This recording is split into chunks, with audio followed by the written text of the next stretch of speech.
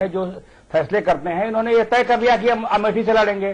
पर हमारे यहाँ मोदी जी को कहां से लड़ना है, इसके लिए पार्टी का संसदीय बोर्ड है, संसदीय बोर्ड तय करेगा जी। और उत्तर प्रदेश की देखिए राजनीतिक सच्चाई ये है कि कुमार विश्वास जिस अमेठी में जिस परिवारवाद को ललकार रहे थे और जिस वंशवाद को ललकार रहे थे, वही बोलते समय उन्होंने कहा कि मैं ब्राह्मण परिवार से हूं। अमेठी में आके उनको सबसे पहले अपनी जाति बतानी पड़ी। सही एक बात। और दूसरी बात ये जो आम आदमी का झाड़ू, आम आदमी पार्टी का जो झाड़ू है ना, बगैर कांग्रेस के हाथ के चल नहीं रहा है। दिल्ली में कांग्रेस के हाथ की जरूरत पड़ी तब ये झाड़ू चला है। तो उत्तर प्रदेश में पहले से कांग्रेस के हाथ को समर्थन देती सपा है, बसपा है, रागलोदल है, उसमें एक और दल शामिल हो जाएगा। हमें कोई दिक्कत नहीं है। और लोकतंत्र है, लोकतंत्र में सबको अधिकार है चुनाव लड़ने का, अपनी बात कहने का, अपनी पार्टी का विस्तार करने का। वो अपनी बात कहे, अपनी पार्टी का विस्तार करें। पर अमेठी में जब गए हैं तो स्वाभाविक है जनता ये सवाल पूछेगी। चलिए क्या बने रहिए आप हमारे साथ। क्या कुछ कह रहे हैं कांग्रेस नेता, सुनवाते हैं आपको। आभार व्यक्त करता हूं। दूसरी बात मुझे एक कहनी है कुमार विश्वास जी से कि भाई राजनीति के अहंकार से मत चलो, अपने शब्दों का चयन सोच समझ कर करो। जिस तरह आपने महारानी, महाराजा, युवराज, राजकुमार शब्दों का प्रयोग किया है, राजनीति में शालीन राजनीति, शालीनता में इसके लिए कुछ जगह नहीं है। लग रहा था, साफ लग रहा था।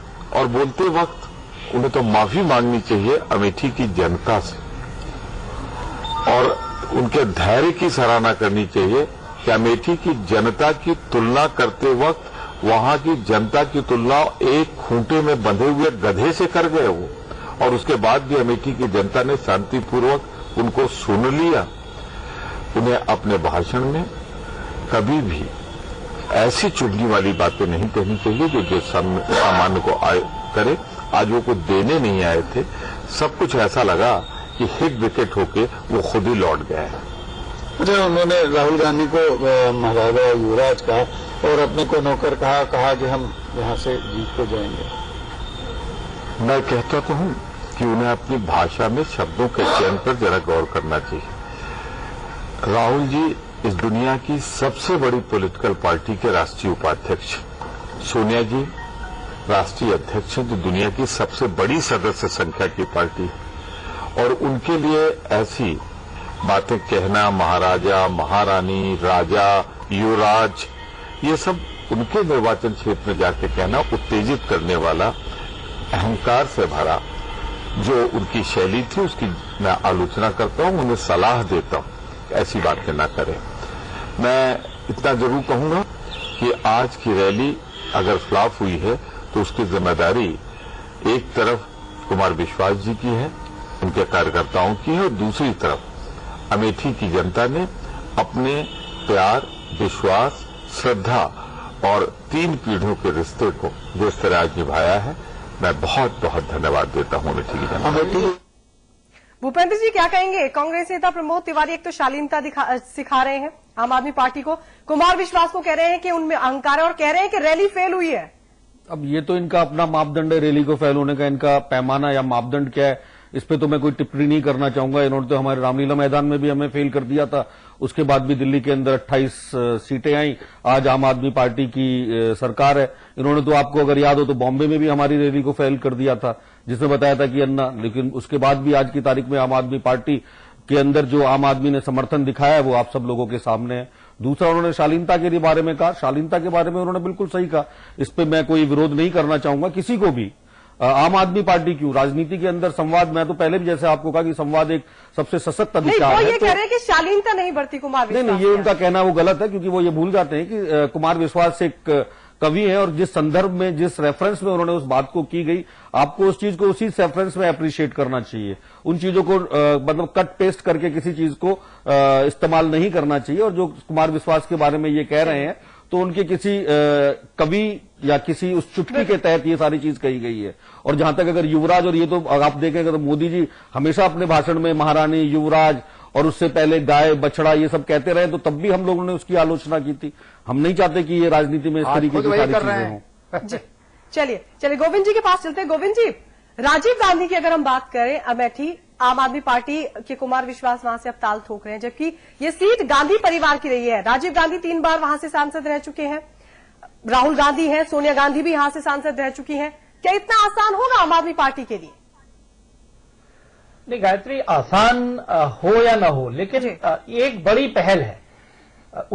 हम एक लोकतांत्रिक देश में हैं और इस लोकतांत्रिक देश में अगर कोई किसी सीट पर कोई परिवार ये दावा करे कि ये उनकी खानदानी सीट है, तो ये लोकतंत्र की मूल भावना के खिलाफ बात है।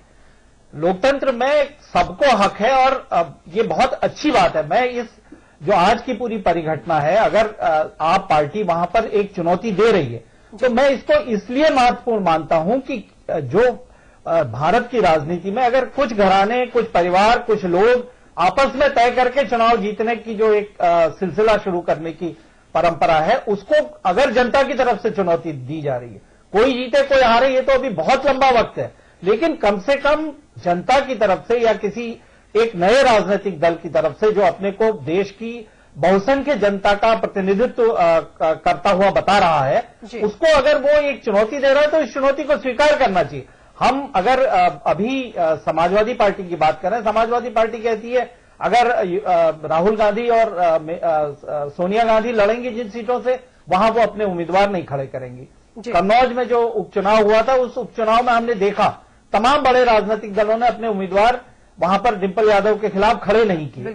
तो इस परंपरा को अगर चुनौती मिल रही है तो ये पहली जीत है, जनता की जीत है कि अब राहुल गांधी को भी उसी परीक्षा में वैसे ही बराबर आके खड़ा होना चाहिए और वैसे ही उन्हें स्वीकार करना चाहिए कि वो उन्होंने 5 साल में जो अमेठी के लिए काम किए हैं, उन 5 साल के कामों पर उनका मूल्यांकन हो और उनको उस पर चुनौती दी जाए, न कि ये कहा जाए कि वो उनका वंशवाद है, वो उनकी खानदानी सीट है, वहां के लोग उनको अपना मानते हैं।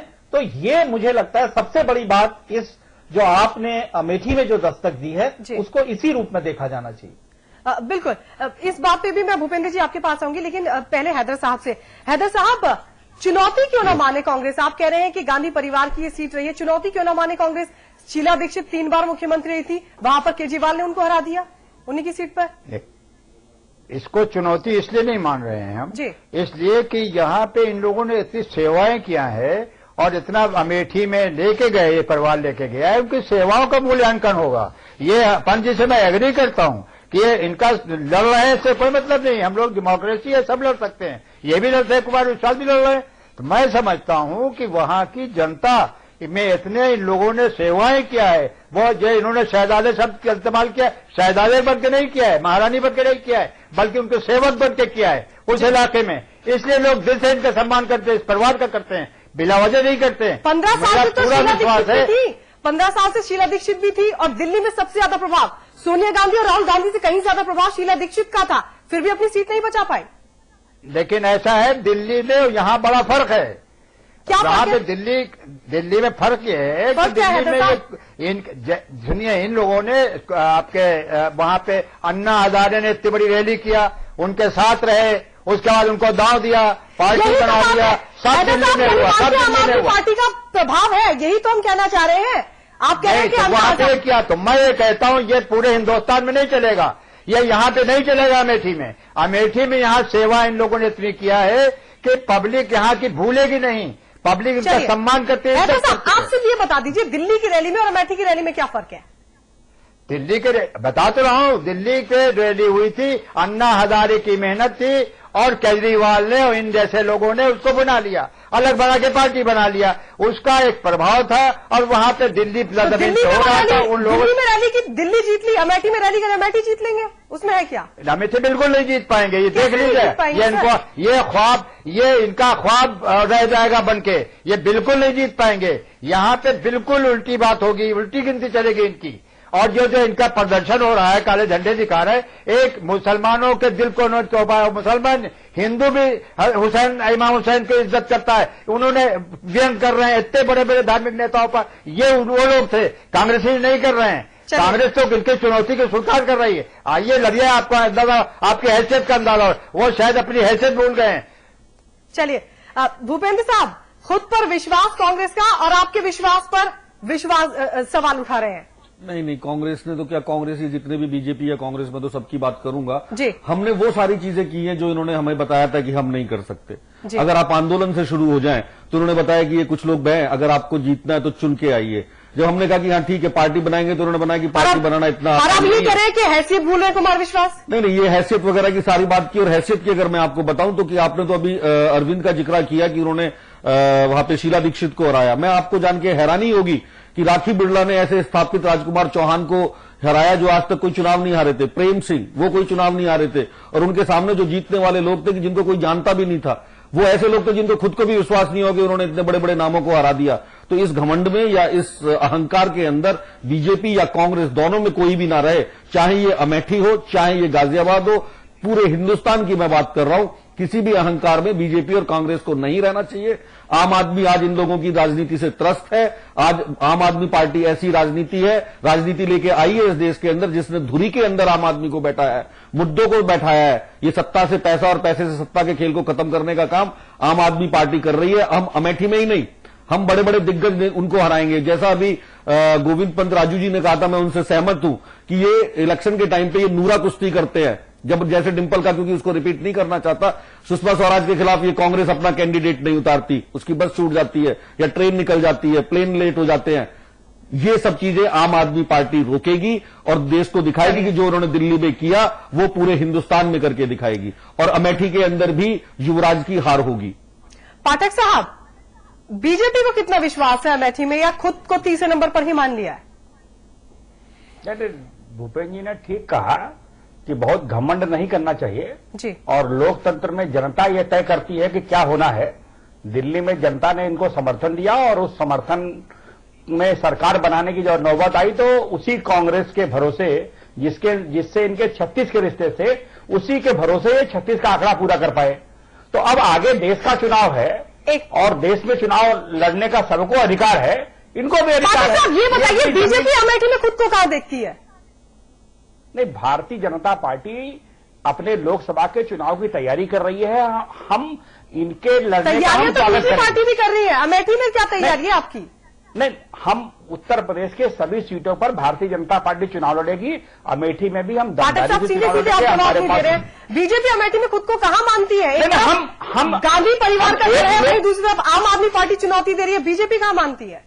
नहीं, हम एक लोकसभा के बारे में तो आपका जवाब देने की चीज नहीं, क्योंकि जब तक उम्मीदवार तय नहीं है पूरे उत्तर प्रदेश में हमारे पास जो तैयारियों का सिलसिला है वो हम रख सकते हैं आपको। उसी तरह अमेठी में भी है। अमेठी उत्तर प्रदेश से अलग नहीं है और अमेठी की लोकसभा में भारतीय जनता पार्टी अभी बीजेपी उम्मीदवार तय नहीं कर पाई है। नहीं, उम्मीदवार तो पूरे उत्तर प्रदेश में नहीं तय किया, पूरे आम आदमी पार्टी आपको उम्मीदवार बता रही है, कह रही है कि मोदी को वहां से लड़ा दीजिए। नहीं, तो उन्होंने तो सुझाव दिया, हम उनके सुझाव को केंद्रीय नेतृत्व को बता देंगे, लेकिन हमारे यहाँ कोई दो लोग तो नहीं तय करेंगे ना। हमारे यहाँ पूरा पार्लियामेंट्री बोर्ड है, पार्लियामेंट्री बोर्ड तय करेगा, वो तय करेगा। दे सकता है संसदीय बोर्ड को, रिक्वेस्ट तो कार्यकर्ता भी दे सकता है। गायत्री जी, आपने इनकी बात हमको बताई है, मैं रिपोर्ट भेज दूंगा। चलिए, भूपेंद्र जी कुछ कह रहे हैं। भूपेंद्र जी, ये जहां तक बीजेपी की बात है, इन्होंने अभी जो कहा कि ये कांग्रेस के अंदर कांग्रेस का साथ लेके दिल्ली के अंदर सरकार बनाई है, मैं एक क्लियर कर देना चाहता हूं कि हमने किसी की साथ सरकार नहीं बनाई है। बीजेपी के साथ, कांग्रेस के साथ, निर्दलियों के साथ किसी का हमने समर्थन नहीं लिया है। हमने अपने मुद्दे रखे थे कि हम आएंगे अगर देश के अंदर, दिल्ली के अंदर, तो हम इस तरीके से काम करना चाहेंगे, जिसको हमारी मदद अगर करनी है तो वो मदद करे। लड़ रहे दल हैं, बीजेपी की जहां तक अगर बात है तो आज बीजेपी विचार शून्य और दिशा विहीन पार्टी है। उसके पास कोई विजन नहीं है, सिर्फ मोदी के नाम पर वो आज अपना चुनाव का एजेंडा पूरा लेके चल रहे हैं। और जो उनका विकास की मॉडल की बात कर रहे हैं, अगर वहां गुजरात में जाके भी आप पार्टी के नेता है तो मॉडल की आपकी पोल खुल जाएगी। विजन क्या है? हमारा सारा विजन सब पता है। दिल्ली के अंदर जो विजन था वो दिल्ली की जनता ने देख लिया, और जब हम देश के अंदर आएंगे तो देश की जनता के अंदर बताएंगे।